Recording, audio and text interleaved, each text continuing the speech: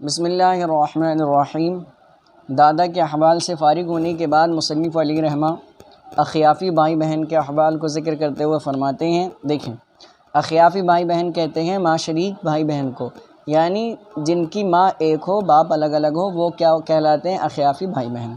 اب اگر میت نے اخیافی بھائی بہن چھوڑے ہیں، اخیافی بھائی بہن میں سے کوئی چھوڑا ہے، تو اب اس کو اس کے ترکے میں سے کیا ملے گا؟ مثلا زید کا انتقال ہوا، زید نے ایک ماں شریک بھائی یا ایک ماں شریک بہن چھوڑی، یا دو ماں شریک بھائی دو ماں شریک بہنیں، کچھ بھی، یعنی ماں شریک بھائی بہنوں میں سے اگر کچھ چھوڑا ہے اور زید نے مال بھی چھوڑا ہے تو اس مال میں سے ان کو کیا حصہ ملے گا؟ فرماتے ہیں وَأَمَّا لِأَوْلَادِ الْأُمِّ فَأَحْوَالٌ ثَلَاثٌ۔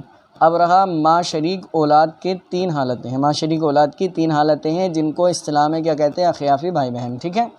سب سے پہلا کیا؟ السدس للواحد، چھٹا حصہ ہے ایک کے لیے، کہ اگر صرف ایک بھائی یا ایک بہن اخیافی چھوڑی ہے تو اس کو کیا ملے گا؟ چھٹا حصہ ملے گا، یعنی کل مال کے 6 حصے کیے جائیں گے، 6 حصوں میں سے ایک حصہ اس کو دے دیا جائے گا۔ آگے فرماتے ہیں والثلث للاثنین فصاعدا، فرماتے ہیں اور ثلث ملے گا 2 اور 2 سے زیادہ کے لیے، یعنی ایک نہیں بلکہ 2 یا 2 سے زیادہ بھائی بہن ہیں اخیافی، تو ان کو کیا ملے گا؟ ثلث ملے گا، یعنی کل مال کا تیسرا حصہ۔ مال کے 3 حصے کیے جائیں گے، 3 حصوں میں سے ایک حصہ کیا دے دیا جائے گا؟ ان کو دے دیا جائے گا، ٹھیک ہے۔ آگے فرماتے ہیں ذکورہم و اناثہم فی القسمۃ والاستحقاق سواء، فرماتے ہیں ان کے مذکر ان کے مؤنث حصے میں اور مستحق ہونے میں برابر ہیں، یعنی ماں شریک چاہے بھائی ہو یا ماں شریک بہن ہو، تینوں کیا ہیں؟ یہ برابر ہیں، اور یہ جو ہے اسی طرح سے ان کو برابر برابر حصہ ملے گا، ٹھیک ہے۔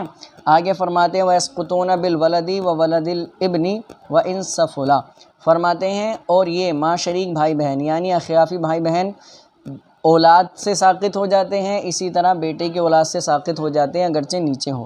مثلا زید کا انتقال ہوا، زید نے اگر اخیافی بھائی چھوڑا ہے یا بہن چھوڑی ہے، اس کو سدس مل گیا، 2 یا 2 سے زیادہ چھوڑے ہیں، ثلث مل گیا۔ اب اگر اس نے ساتھ میں کون چھوڑا ہے؟ اپنی کوئی اولاد چھوڑی ہو، چاہے بیٹا ہو یا بیٹی ہو، تو اس کو وہ کیا ہو جائیں گے؟ اخیافی بھائی بہن ساقط ہو جائیں گے۔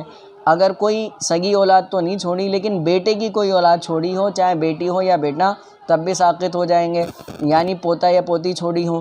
اگر پوتا پوتی نہیں چھوڑا لیکن پرپوتا پرپوتی چھوڑی ہے، یعنی نیچے تک بھی اگر کوئی چھوڑا ہے تو وہ ساقط ہو جائیں گے۔ آگے اور فرماتے ہیں وبالاب والجد بالاتفاق، اور اسی طرح جو ہے باپ اور دادا کی وجہ سے بھی اخیافی بھائی بہن کیا ہو جائیں گے؟ ساقط ہو جائیں گے۔ باپ اور دادا موجود ہے تب بھی اخیافی بھائی بہن کو کوئی حصہ نہیں ملے گا۔